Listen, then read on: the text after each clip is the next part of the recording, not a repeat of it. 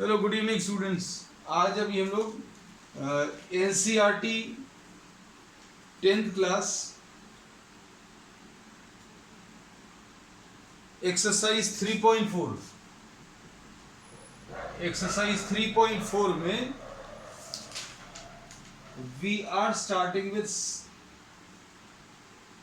The second question, third part. इसमें जो दिया हुआ the sum of the digits of a 2 digit number is 9।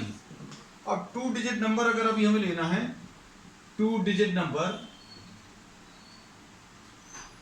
आप इसको ऐसा अच्छे से समझना, this is the unit place, this is the tens place. Unit digit 7 है, टेंस डिजिट 10 है, 6 है सॉरी। तो इसको अभी हम लोग ये कहते हैं कि इसको 6 इंटू 10 प्लस 7 ऐसा लिख सकते हैं। मतलब आप 10 वाली डिजिट को 10 से मल्टीप्लाई करते हैं। 10 वाली डिजिट 6 है, इसको 10 से मल्टीप्लाई किया प्लस द यूनिट डिजिट। तो फॉर्मूला क्या है? 2 digit number is 10 times the tens digit plus the unit digit, this is the formula. ठीक है। तो अब सेकंड के थर्ड पार्ट में suppose the unit digit is x and tens digit is y, तो नंबर क्या आ जाएगा? Number will be 10t plus u। 10t plus u का मतलब क्या है? 10 इंटू वाई प्लस एक्स, ऐसा कुछ आएगा। ठीक। अब इसके बाद नेक्स्ट में क्या दिया है? The sum of the digits x plus y is equal to 9, ये दिया हुआ है। फिर इसके बाद 9 times this number is 9 times the number is equal to twice the number obtained by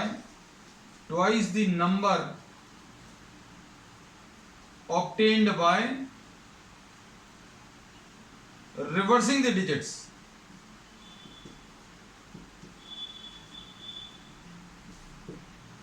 9 times the number is equal to twice the number obtained by reversing the digits।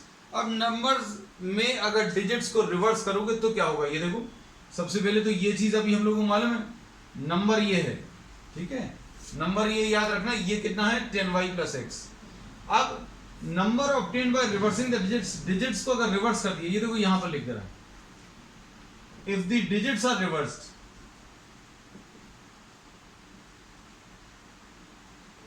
Digits अगर अभी हम लोगों ने रिवर्स कर दिया तो क्या होगा?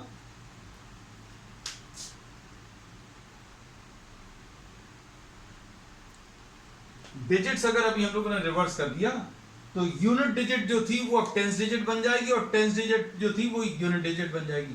मतलब अब टेंस डिजिट कितनी आ जाएगी? x, और यूनिट डिजिट क्या आ जाएगी? y। ये अगर डिजिट्स को रिवर्स कर दें, मतलब 67 था 76 हो जाएगा, है ना? मतलब जो यूनिट डिजिट थी वो टेंस डिजिट बन गई। अब यूनिट डिजिट पहले x थी और वो टेंस डिजिट x बन गई। अब इसमें नंबर क्या आ जाएगा?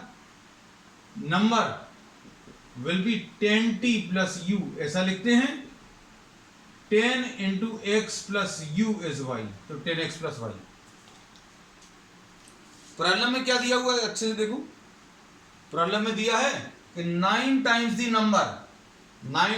नंबर मतलब 10y plus x is equal to 2 times the number which is obtained by reversing the digits. डिजिट्स को रिवर्स करने पर जो नंबर आया उसका डबल, यानी 10x प्लस वाई। तो ये एक और इक्वेशन बन गई। 9 times the number is twice the number obtained by reversing the digits. कर लिया। अब इसको देखो क्या लिखेंगे? 90y plus 9x is equal to 20x plus 2y, ऐसा कुछ आएगा। ठीक। अब इसमें वैल्यूज अगर आप सब्स्टिट्यूट करें तो क्या मिलेगा? सॉरी, सिंप्लीफाई करें अगर आप तो क्या आ जाएगा? इसको इधर ले आए सारे टर्म्स को इधर ले आते हैं। 90y plus 9x minus 20x minus 2y is equal to 0। We have transferred all the terms to the left side. तो क्या मिलेगा, देखो बेटा ध्यान से, ये आ जाएगा 88y और minus 11x is equal to 0। मतलब इससे क्या मिलेगा, अगर 11 से डिवाइड कर दें, पूरी ये जो है 11 से डिवाइड हो जाएगी, तो क्या मिलेगा बेटा, if you are dividing this by 11 then what do we get, if you are dividing this by 11 then 8y minus x is equal to 0। मतलब इससे अभी हम लोग क्या बोलेंगे, x की वैल्यू कितनी, 8y आ गई। अब इसमें कोई स्पेसिफिक मेथड तो दिया नहीं। अच्छा, एलिमिनेशन मेथड, इसमें अभी हम लोगों को एलिमिनेशन मेथड यूज करना है। अब देखो एलिमिनेशन मेथड के लिए अब हम इन इक्वेशंस को यहां पर लिख ले रहे हैं ना। कौन कौन सी इक्वेशंस है, यहां पर लिख लेते हैं।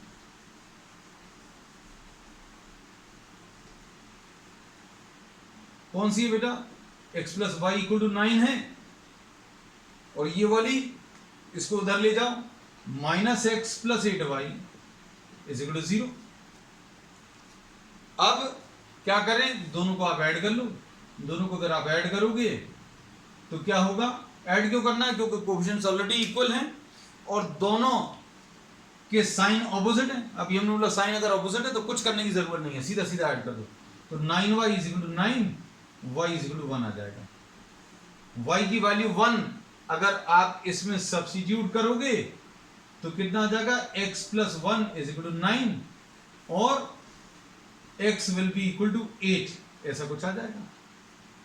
अब देखो नंबर क्या आ जाएगा, नंबर इसका, नंबर अभी हम लोगों ने ये लिखा हुआ है, ये देखो कौन सा number is 10y plus x, 10 into y plus x यानी 10 प्लस 8 यानी 18।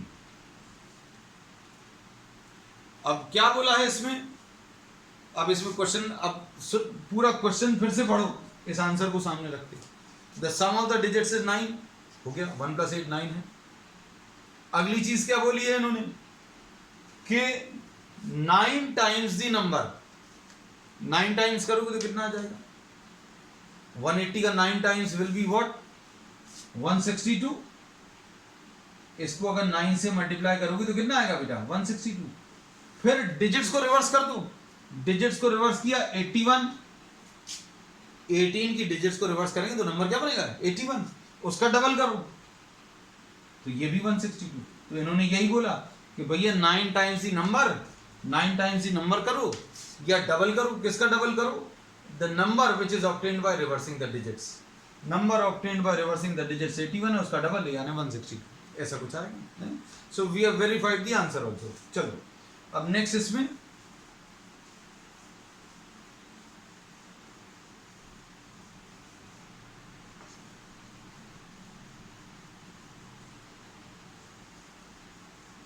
Next question,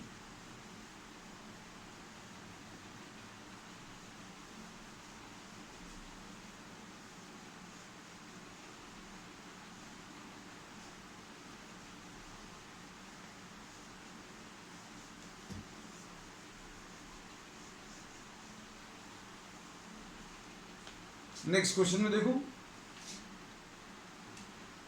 Meena went to a bank to withdraw 2000 rupees. Fourth question में, Meena went to a bank to withdraw rupees 2000, money जो है दैट इज व्हाट 2000 रुपीज। ठीक, अब इसके बाद क्या दिया है, she asked the cashier to give her rupees 50 and 100 notes only. Rupees 50 के मान लीजिए x नोट्स हैं और रुपीज 100 के y नोट्स हैं। इसने बोला सिर्फ 50 रुपीज नोट देना और 100 रुपीज नोट देना। अब उसको कैशियर ने जो गिन के दिए, total number of notes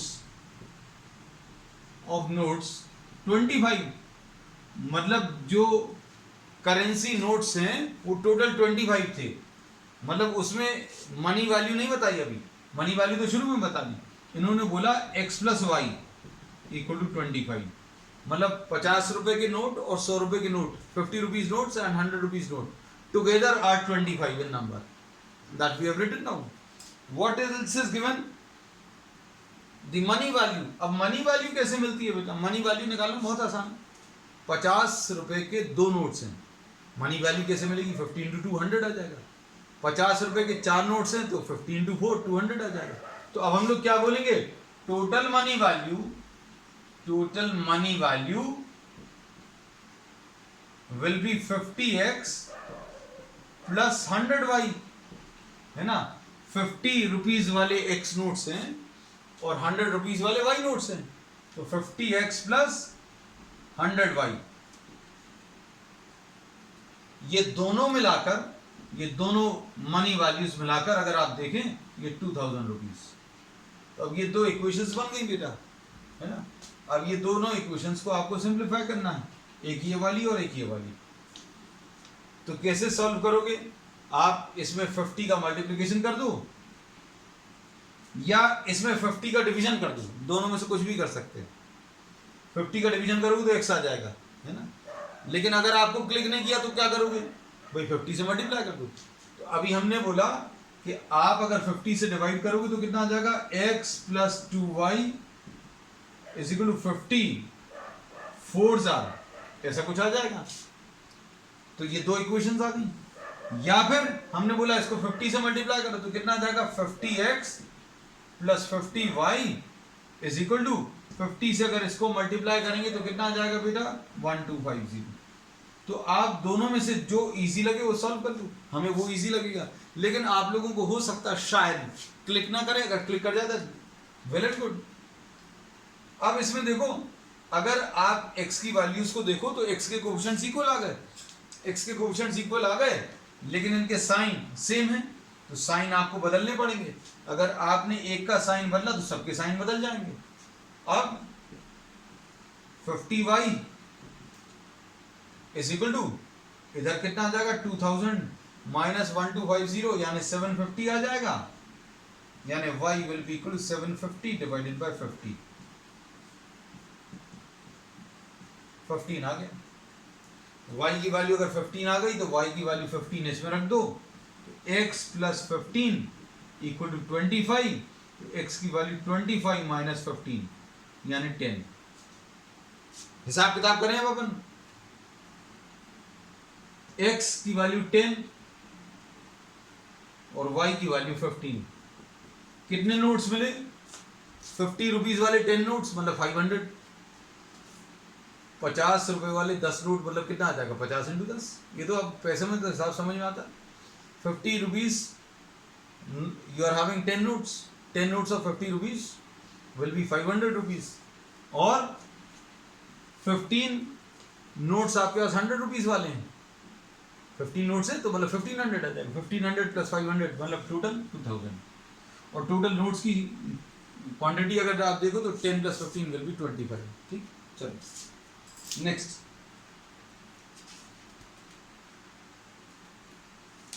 next question में क्या दिया है,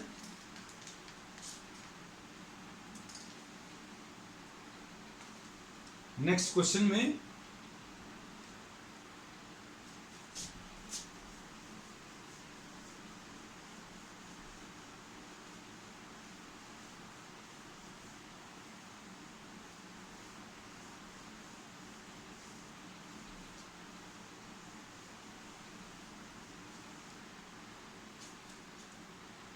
a lending library has a fixed charge for first 3 days and an additional charge for each day thereafter। इन्हें बोला इसके फिफ्थ पार्ट में कि एक फिक्स चार्ज है फॉर 3 days, सपोज ये x रुपीज है, ठीक है। अब इसके बाद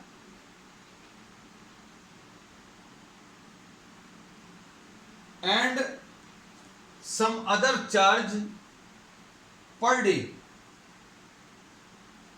सम अदर चार्ज पर डे, मतलब कुछ और चार्ज भी लग रहा है पर डे के हिसाब से, मतलब 3 दिन का तो फिक्स लगेगा 100 रुपीज, है ना, 3 दिन का 100 रुपीज, और फिर उसके बाद per day suppose after 3 days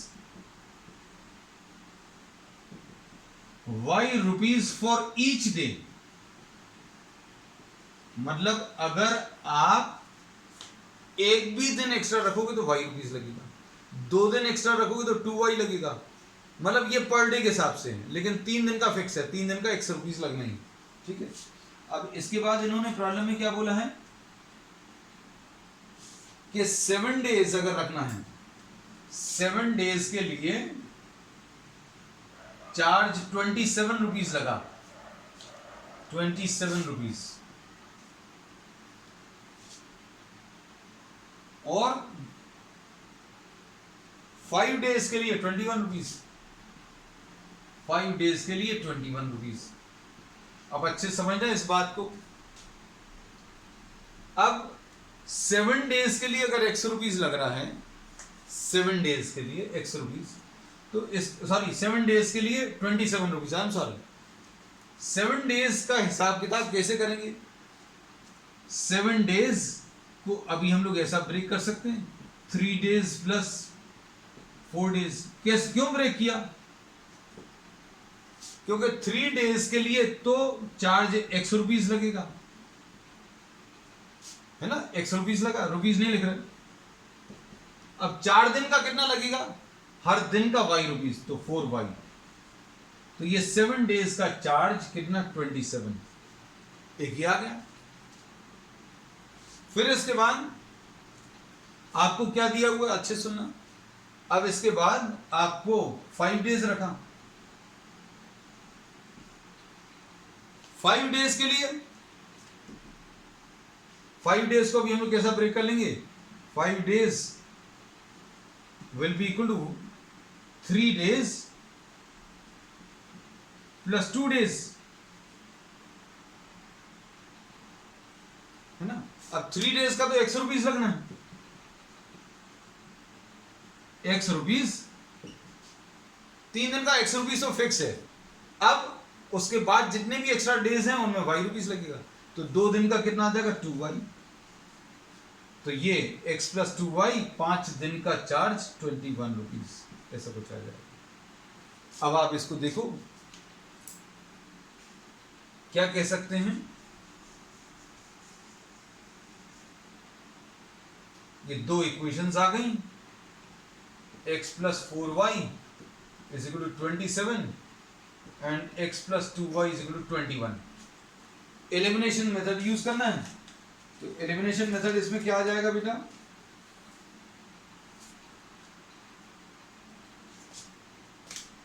x के कोएफिशिएंट्स ऑलरेडी इक्वल हैं, x के कोएफिशिएंट्स अगर इक्वल हैं तो क्या बोलेंगे बेटा? ये साइन सेम है, सब्ट्रैक्ट कर लो, कैंसिल हो जाएगा, ये 2y आ जाएगा और ये कितना? 6 आ जाएगा, तो y की वैल्यू 6 डिवाइडेड बाय 2 यानी कि 3 आ जाएगा। तो y की वैल्यू अगर 3 है और y की वैल्यू 3 आप सब्स्टिट्यूट कर लो, x प्लस 2 इंटू वाई की वैल्यू 3 इज इक्वल टू 21। तो सिंप्लीफाई करने पर कितना आ जाएगा? x is equal to 21 minus 6 यानी 15 रुपीज। तो इसका जो फिक्स चार्ज है वो 15 rupees and then 3 rupees per day, this is the charge, ठीक है। अब दिस फिनिशेस द एक्सरसाइज। अब आज अभी हम आपको, since we are left with some time, we will be discussing some basics of cross multiplication method. तो cross multiplication method अभी हम लोग थोड़ा सा डिस्कस कर ले रहे हैं and we'll be doing the problems of it on the next term। अब हम लोगों ने कौन कौन सी मेथड सीख ली बेटा? सब्स्टिट्यूशन मेथड तो सीख लिया, फिर उसके बाद एलिमिनेशन मेथड सीख लिया। Now we will be discussing what? The cross multiplication method. Cross multiplication method में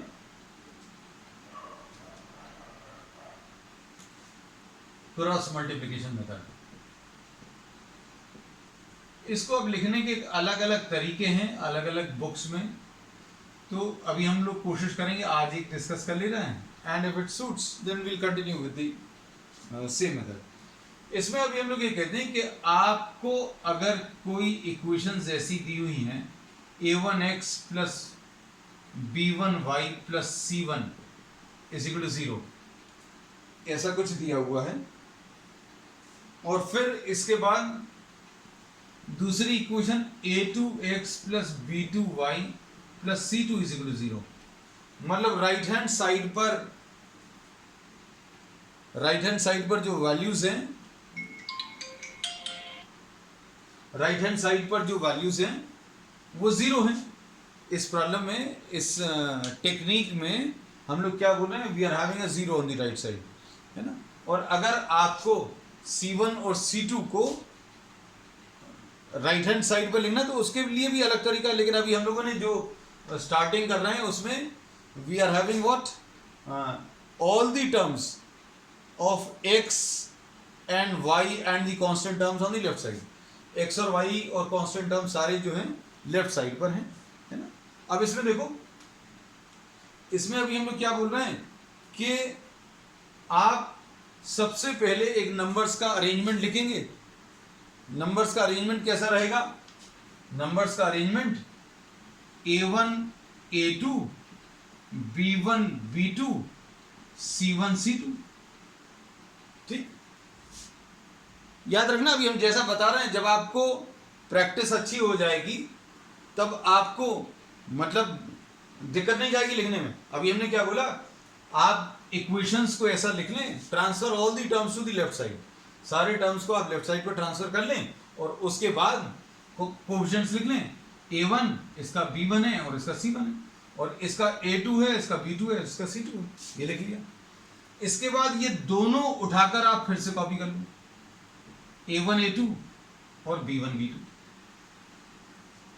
कौन से, ये दोनों शुरू के उठाकर फिर से कॉपी कर लिए, और फिर आप इसको अलग कर दो। याद रखने का तरीका सबके अलग अलग होते हैं, किताब में डायरेक्टली दिया रहता है, हम कोशिश ये करते हैं कि आपको सारी चीजें जो हैं जैसा बता रहे हैं वैसे में याद हो जाए। तो अभी हमने क्या बोला, अरेंजमेंट्स लिखने का तरीका क्या है, अरेंजमेंट्स लिखने का तरीका ये है कि आप a1 b1 c1 पहले लिख लो, हम फिर से रिपीट कर रहे हैं, a1 b1 c1 लिख लिया, फिर a2 b2 c2 ये लिख लिया, फिर इसके बाद क्या करें, ये दोनों फिर से लिख लें, a1 a2 और b1 b2 ये लिख लिया, और उसके बाद पहले वाले को अलग कर दो। तो this is how we will be writing down the arrangements, है ना। अब नंबर्स का अरेंजमेंट अगर अभी हम लोगों ने लिख लिया, ये है। अब इसके बाद अभी हम लोग क्या करेंगे, x upon is equal to y upon is equal to 1 upon, ऐसी कुछ कुछ वैल्यूज लिखेंगे, और ये वैल्यूज क्या रहेंगी, देखो बेटा, डायगोनली नंबर्स को मल्टीप्लाई करें दो दो के पेयर्स में। पहले अभी हम लोग क्या करेंगे, शुरू के ये दो नंबर्स लेंगे, फिर उसके बाद ये दो नंबर्स का पेयर लेंगे, दो दो नंबर्स मतलब ये टोटल 4 नंबर्स आएंगे, फिर अगले ये 4 नंबर्स आएंगे, फिर अगले ये 4 नंबर्स आएंगे। कैसे लिखेंगे देखो जरा, हम लोग कैसा लिख रहे हैं, b1 b2 c1 c2। Arrangements को आप अच्छे से समझना, c1 c2 a1 a2 1 upon a1 a2 and b1 b2। अब इसके बाद क्या करेंगे, अब क्रॉस में मल्टीप्लाई करके नंबर्स को b1 इंटू c2 लिखेंगे, और ये जो राइट की तरफ मल्टीप्लिकेशन है, ऐसा राइट डायगोनली ऊपर की तरफ, इसमें माइनस साइन लगाएंगे, b2 c1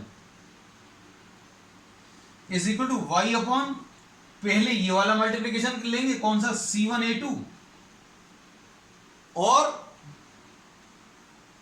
उसके बाद ये वाला डायगोनली नंबर्स को मल्टीप्लाई करना है, माइनस c2 a1, ठीक।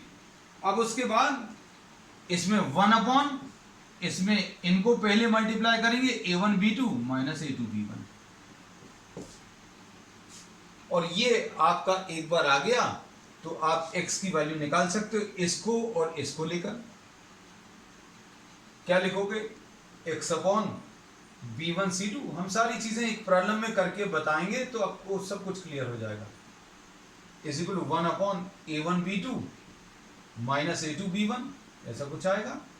और फिर आप इसको और इसको कॉपी कर लो, y upon c1a2 minus c2a1 is equal to 1 upon a1b2 minus a2b1।